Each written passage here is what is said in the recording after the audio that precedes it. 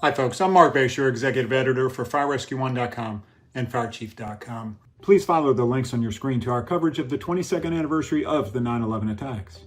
Just as we've done every year following these horrific attacks at the Twin Towers in New York, at the Pentagon in Arlington, Virginia, and in the fields in Shanksville, Pennsylvania, here at Fire Rescue 1, we want to help reflect on the legacy of significance of 9/11-2001.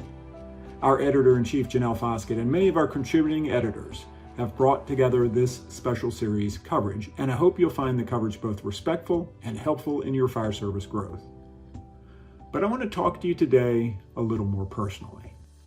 Let's talk for a minute about what 9/11 means to us. I mean, beyond all the statistics, beyond the politics, beyond religion, I encourage you to take some time of reflection on what 9/11 means for you.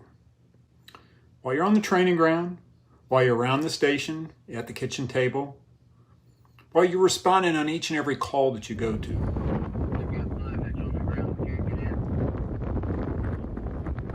Make sure that we truly never forget.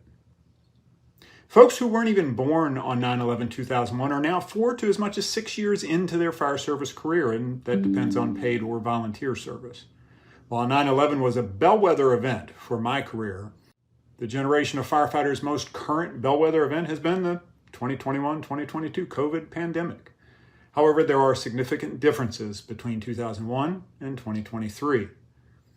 Even for folks who came on the job in the years after 9/11, we've now had an entire generation of servers who know little about 9/11's effect on the fire service beyond the stories and the seemingly endless Fire Act grant funding and other improvements. All good stuff, but none of it reflecting on what 9/11 means.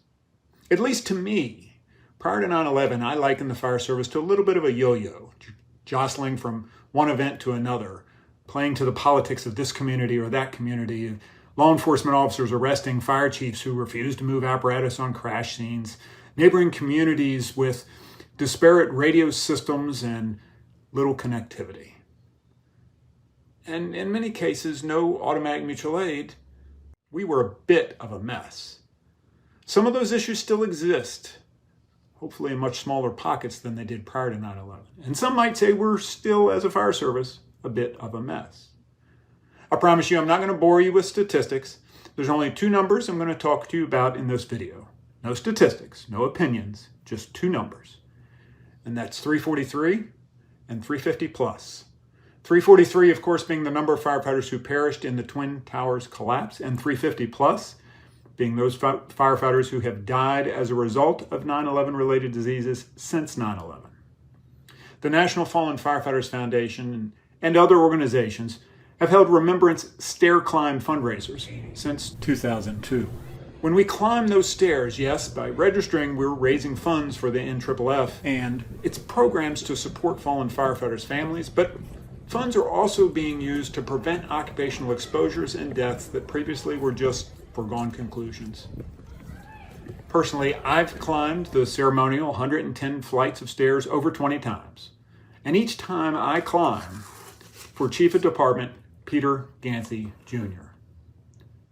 The climbs happen all over the country, year-round, and it's important to recognize that this certainly is not a one-and-done thing. I encourage you to register for any of the NFFF fundraiser campaigns available through the link showing on your screen right now. I will continue to climb as long as I can. You see, that's really what the psyche of 9/11 is all about. It's about finishing the call, finishing the service we provide to our communities, and it's about finishing the climb for those 343 firefighters who died on 9/11-2001. Not one of those trapped that day made a 911 call asking to send only those Democrat or Republican firefighters, or only send those Christian, Muslim, Jewish, or any other faith or demographic of firefighter. They simply called and asked for help, and we responded. So as you reflect on what 9/11 means to you, I want you to remember this one thing. When we say those words, everyone goes home, it's not only what we say, it's who we are, and it's what we do. Thanks for joining me here on FireRescue1.com.